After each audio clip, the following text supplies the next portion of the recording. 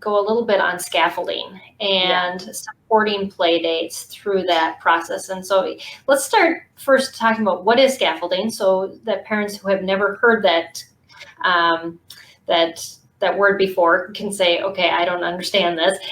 So let's touch on that first, but then how do we transition to using that technique with play dates and helping our children to develop those social and relational skills? Absolutely. So scaffolding is basically when a parent is just sort of helping and supporting. So when you think about scaffolding, it's a support. It's in there to help, and it's necessary so that kids can learn those different skills if they need support in terms of, what should I do next? What should I play? What should I say? What's the schedule going to be? All of that can be seen as scaffolding. So you're building in maybe a schedule, or you're built a loose itinerary of things that they can do, choices that they can make, play ideas that they can put out, and you can have them ready. So those are all sort of examples of different scaffolding that parents can do when they are having a play date. So that just giving them the support that they need without being sort of right next to them all the time. It may start where you have to be next to them because of whatever, because of where they are. But the goal is always with scaffolding, you don't want it to be on the building forever, right? You need to take it away.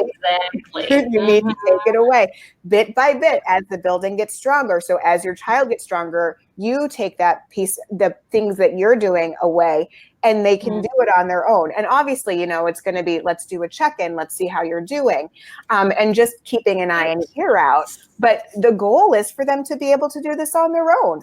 Some kids just can't do it immediately when they first start doing play dates, and that's fine. Right. I think, it's almost, I know my parenting instinct was, well, I'll just teach everything to you and then just throw you out in there. And because that's how I was raised. And I realized really quickly that did not work. Yep. We had a lot of issues. And so, but then it almost, you get this guilt. Well, I'm aiding them. I'm doing something, but when we don't give our child the proper supports they need, we actually make their condition worse. Right. And so as a parent, don't feel guilty about the support your child needs. Yep. Because eventually when you do pull back and they're fine, then they aren't going to ask for it back. They love that freedom. So, yeah. No, absolutely. And that's the thing. And I think people, and there's also this whole sort of judgment from other people saying, well, or from maybe family, why do you need to do that for them? They should be able to do it on their own. And it's hard to stand on your own 2 feet and say, I know my child and I know what they need.